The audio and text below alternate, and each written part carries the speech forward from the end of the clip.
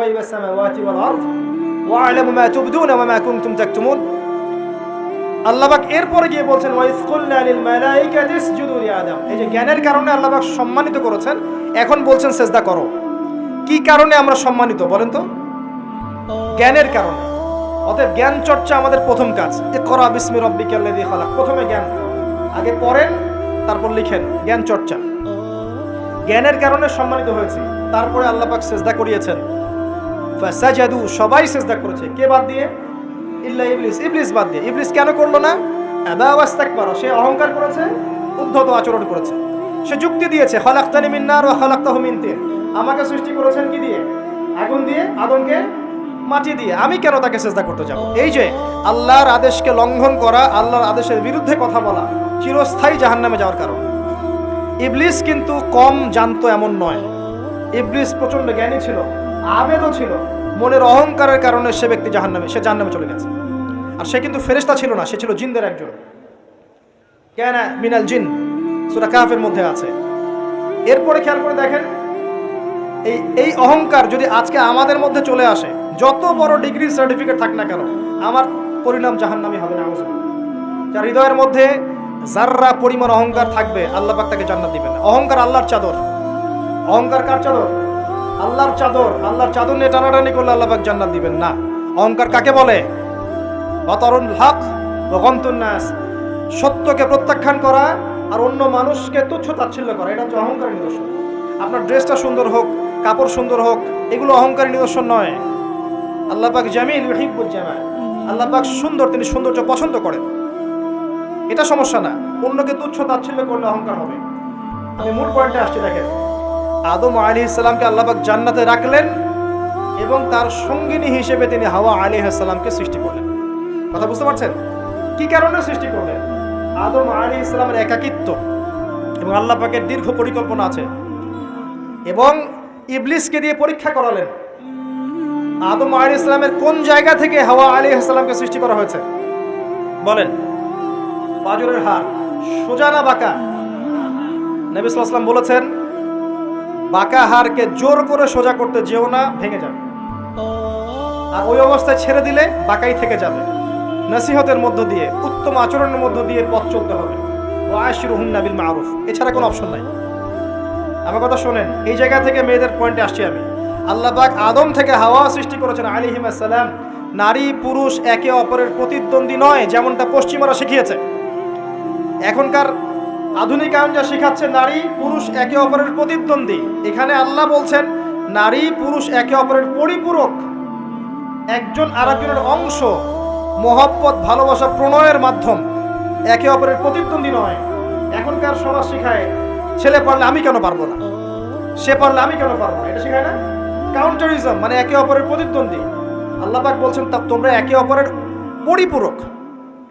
খেয়াল করে দেখেন, এখান থেকে শুরু হয়েছে সৃষ্টি, তারপরে না সন্তান সন্ততি জন্ম নেওয়া হয়েছে। এখান থেকে আপনাকে হেদায়েত দিতে হবে যে নারীদেরকে বলবো, আপনারা পুরুষদের প্রতিদ্বন্দ্বী নন, আপনারা পুরুষদের পরিপূরক। একজন নেককার নারী একজন পুরুষের পিছনে থাকলে এই পুরুষ বিশ্ব জয় করতে পারবে ইনশাআল্লাহ। পরে আসেন নূহ আলাইহিস সালাম, তার স্ত্রী কি ঈমান এনেছিল? ঈমান আনে নাই। এখানে মনে রাখবেন, আপনি যদি ঈমান না আনেন, আকীদা ঠিক না করেন, আমল ঠিক না করেন, আপনার পরিচয়, বংশ, গোত্র, বর্ণ আপনাকে বাঁচাতে পারবে না। নূহ আলাইহিস সালামের স্ত্রী জাহান্নামে চলে গেছে। লূত আলাইহিস সালামের স্ত্রী জাহান্নামে চলে গেছে, যদিও তারা নবীদের আন্ডারে ছিলেন। আল্লাহর রাসূল সাল্লাল্লাহু আলাইহি ওয়াসাল্লাম তার মেয়ে ফাতিমা রাদিয়াল্লাহু আনহাকে বলেছেন, দুনিয়াতে যা চাওয়ার আমার কাছে চেয়ে নাও, পরকালে তোমার উপকার করতে পারছি না আমি। ফাতিমা রাদিয়াল্লাহু আনহা কেমন মানুষ ছিলেন আপনারা জানেন? তো আমি আমাদের মা বোনদেরকে অনুরোধ করবো, আল্লাহকে ভয় করেন, নিজের নফস ঠিক করেন, নিজের কবরের ফিকির করেন, আমল আকীদা ঠিক করেন। আপনি কত বড় আলেমের স্ত্রী, কত বড় শাইখের স্ত্রী, আপনি আপনার স্বামী কত বড় পলিটিক্যাল লিডার, কত বড় সোশ্যাল লিডার, এটার মানদণ্ড আল্লাহ দেখবেন না। আপনার ঈমান, আমল, তাকওয়া শুধু আল্লাহ পাক দেখবেন। আসেন কোরআনের পাতায় পাতায় যাই, চলেন আপনাকে নিয়ে যাচ্ছি। ইব্রাহিম আলাইহিস সালাম নাম শুনেছেন? তার স্ত্রী সারা আলাইহিস সালাম পৃথিবীর সুন্দরী নারীদের মধ্যে অন্যতম। দুজন সুন্দরী নারীর কথা এসেছে, একজন হাওয়া আলাইহিস সালাম, একজন সারা আলাইহিস সালাম। আমাদের এইসব সুন্দরী নারীদের চেয়ে হাজার গুণ সুন্দরী ছিল। অত্যন্ত সুন্দরী। খেয়াল করে দেখবেন, এই যে ইব্রাহিম আলাইহিস সালামের বংশধর যারা, তাদের চেহারা এবং সুরত কিন্তু অত্যন্ত সুন্দর। আমাদের নবী মুহাম্মদ সাল্লাল্লাহু আলাইহি ওয়াসাল্লাম প্রচন্ড সুন্দর ছিলেন না? তার আদি পিতাকে ইসমাইল আলাইহিস সালাম না? ইসমাইল আলাইহিস সালাম ইব্রাহিম আলাইহিস সালামের সন্তান নয়? ওই দেখেন ব্লাড চলে আসছে। ইউসুফ আলাইহিস সালাম তার বাবাকে, ইয়াকুব আলাইহিস সালাম তার বাবা, ইসহাক আলাইহিস সালাম তার বাবা, ইব্রাহিম আলাইহিস সালাম, ওই যে একই লেগেসি দেখেন। তারা প্রচন্ড সুন্দর ছিলেন। এমনকি নবী সাল্লাল্লাহু আলাইহি ওয়াসাল্লাম মেরাজের রাতে গিয়ে যখন ইব্রাহিম আলাইহিস সালামের সাথে সাক্ষাৎ করেছেন, তিনি পরে বলেছেন যে আমার শাকল সুরত আর ইব্রাহিম আলাইহিস সালামের চেহারার মধ্যে অনেক মিল আছে, সাদৃশ্য আছে, একই রকম।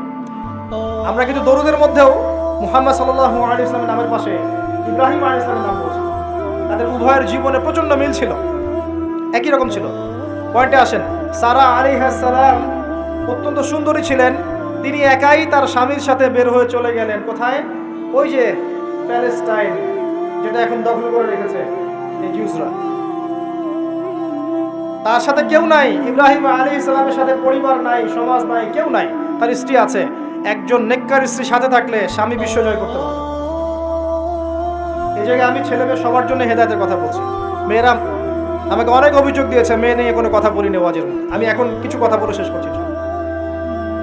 সারা আলাইহিস সালাম যখন যাচ্ছেন, একজন লম্পট রাজা, মনে আছে, লম্পট একজন বাদশা তাকে ভোগ করতে চেয়েছিল, তুলে নিয়ে কিডন্যাপ করেছে। এই সময় ইব্রাহিম আলাইহিস সালাম মাজুর ব্যক্তি, নামাজে দাঁড়িয়ে গেছেন, আল্লাহর কাছে সাহায্য চাচ্ছেন। এটাই নবীর সুন্নাহ। কোনো সমস্যায় পড়লে নামাজে দাঁড়িয়ে যেতেন। আর আমরা এখন সমস্যায় পড়লে হাউমাউ শুরু করি, তাই না? আর এদিকে সারা আলাইহিস সালাম আল্লাহর কাছে দোয়া করছেন, আল্লাহ তুমি যদি জেনে থাকো আমি আমার সতীত্ব আমার স্বামী ছাড়া অন্য কাউকে দেই নাই, তাহলে আজকে এই জালেমের হাত থেকে আমাকে রক্ষা করো। হাত বাড়াতে না বাড়াতেই তার হাত অবশ্যই পড়ে গেছে। তিনবার চেষ্টা করেছে, তিনবার বেহুশ হয়ে পড়ে গেছে। এই সারা আলাইহিস সালামের মতো সতীত্ব রক্ষাকারী জেনারেশন কি এখন আছে? এখন তো নিজে নিজের সতীত্ব বিলিয়ে দিতে পারলে বাঁচে। এমনকি কেউ যদি নাও নেয় সতীত্ব, দেখা যায় যে নগ্ন ছবি তুলে ইমো, ফেসবুক, হোয়াটসঅ্যাপে আপলোড দিয়ে শেষ করে গেছে। তাই করছে না? ভিডিও কলে প্রেম হচ্ছে, আপনার এই যে গার্লফ্রেন্ড বয়ফ্রেন্ডের সাথে কফি খাচ্ছে, বিছানায় যাচ্ছে, ডেটিং করছে। বিয়ের আগে সব শেষ। বিয়ের পরে যখন এরা কোনো ঘরে যাবে, ওই ঘরে কি সুখ আসবে, শান্তি আসবে? মা বোনদেরকে বলবো, আর আমাদেরকে খেয়াল রাখতে হবে, আমরা যেন আমাদের ঘরে সারা আলাইহিস সালামের মতো মেয়ে স্ত্রী তৈরি করতে পারি। আল্লাহ দেখেন সতীত্বের পাওয়ার, আল্লাহ পাক হাত অবশ করে ফেললেন। এবার ওই বাদশা হাদিয়া দিচ্ছে হাজরা আলাইহিস সালামকে। ঠিক আছে, হাজরা আলাইহিস সালামকে ইব্রাহিম আলাইহিস সালাম বিয়ে করলেন। কি জন্য করলেন? সন্তানের জন্য। বাই দ্য ওয়ে, এখন আবার একাধিক বিয়ে যদি কেউ করে ফেলে, তাকে সমাজে এবার বাঁকা চোখে দেখা হয়, তার মনে চরিত্র সমস্যা আছে। কিন্তু বিয়ে না করে বিয়ের আগে 10টা প্রেম করলে কোনো সমস্যা নেই, বিয়ের আগে 1000টা জেনা করলে কোনো সমস্যা নাই, পতিতালয় গেলে সমস্যা নাই, ফ্রি মিক্সিং গেলে সমস্যা নাই, গার্লফ্রেন্ডকে নিয়ে ঘুরতে গেলে ডেটিং করলে কোনো সমস্যা নাই। আবার বিয়ে করে ঘরে স্ত্রী থাকতেও বাইরে পরকীয়া করলে কোনো সমস্যা নাই। এগুলোকে আমরা উন্মুক্ত করছি, কিন্তু কেউ সাহস করে যদি কোনো বিধবার দায়িত্ব নেয়, কোনো তালাকপ্রাপ্তার দায়িত্ব নেয়, কোনো অসহায় দায়িত্ব নেয়, তাকে খারাপ চোখে দেখা। এই হলো আমাদের সাইকোলজি। অথচ আল্লাহ পাক এই বিধানটা দিয়েছেন কোরআন এবং সুন্নাহয়। যাই হোক, তার জন্য শর্ত আছে। শর্ত পূরণ না হলে করবেন না, কখনো ফরজ নয়। কিন্তু কেউ যদি শর্ত পূরণ করে করতে পারে, তাকে ডিসকারেজ কেন করতে যাবে? সমাজ চেঞ্জ হয়ে গেছে। হাজরা আলাইহিস সালাম, এখান থেকে আমি আমাদের মা বোনদেরকে এবং আমাদেরকে একটা হেদায়েতের কথা বলবো ইনশাআল্লাহ। হাজরা আলাইহিস সালামের ঈমান, আমল, তাওয়াক্কুল দেখেন। তার গর্ভে আল্লাহ পাক সন্তান দিলেন ইসমাঈল আলাইহিস সালামকে।